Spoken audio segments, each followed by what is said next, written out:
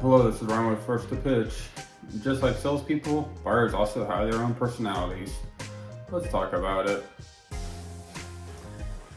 So, buyers also have different personalities. Certain things might turn them off, keep them engaged, what have you. And I had a list, just as a cheat or side note, I had a list of those 10 sales personalities I talked about in a couple of videos ago.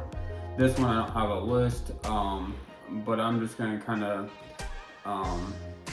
shoot from the hip here a little bit and talk about some different buyers I've encountered and their different personalities. And I'm going to go based off of kind of what I've been reading on sales posts here and there to help guide this conversation. So one of the common themes I see is asking the right question to kind of extract the information that salespeople need to help the buyer. And that's all good. You know, there's nothing wrong with asking the right questions. The part I would kind of temper back a little bit and not make it part of your strategy, more of a supplement, is I've seen a lot of buyers that I've worked with or we went together in a negotiation with a couple of salespeople, and they started asking those questions, the discovery questions, and the buyer shut down, basically.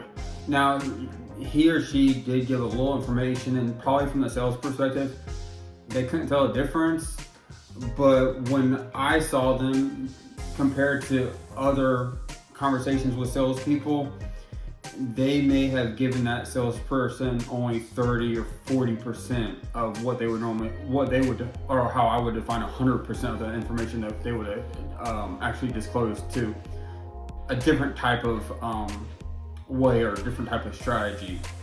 So from that salesperson was actually getting 50% or less of information that they could have received to better suit them. Do I agree with that? Not particularly. I don't think that's how buyers should react. And more so, that's why I say buyers shouldn't react. They should be proactive and help guide and lead the seller to where they need to be. Because at the end of the day, that leading it's not what's going to sell the product. The product is end up going to sell itself and the total cost of ownership. So that's going to anchor everything down anyhow.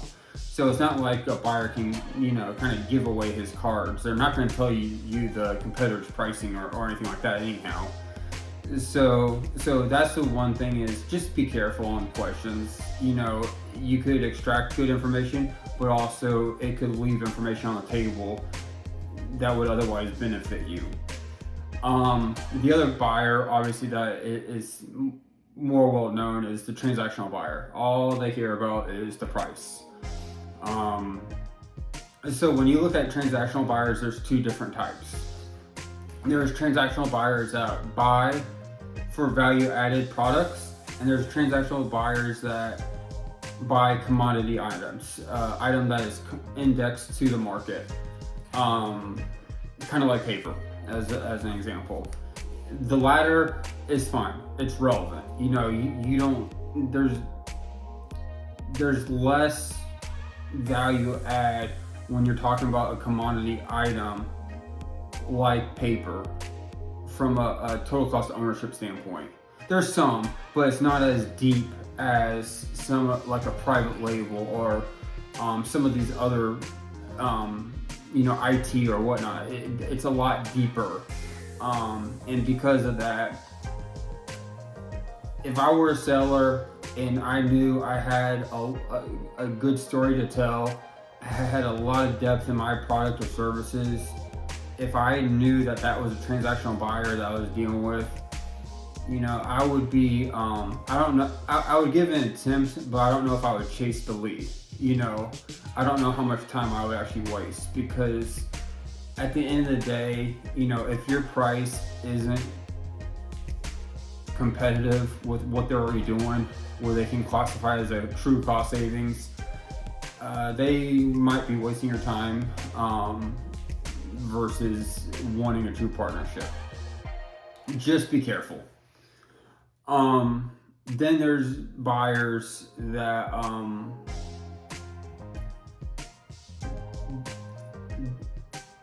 they are too much of an expert on the product and not so much an expert on the people aspect. The analogy I use is kind of like saying a mechanic is the best person to negotiate a car pricing. So when you get those kind of buyers, they usually have like an engineer type background. They're a lot of times more cordial, not so much as much of a people person in a lot of cases, not all cases, in some cases.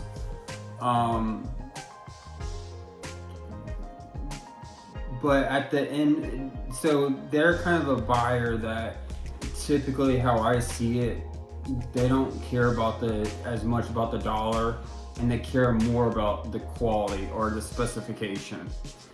And I'm not saying, I'm just generalizing here, right? So I'm not saying it all the time, but when I've worked with these kind of buyers, it's flipped. They don't care about price. All they care about is the specifications and the quality, and that's it.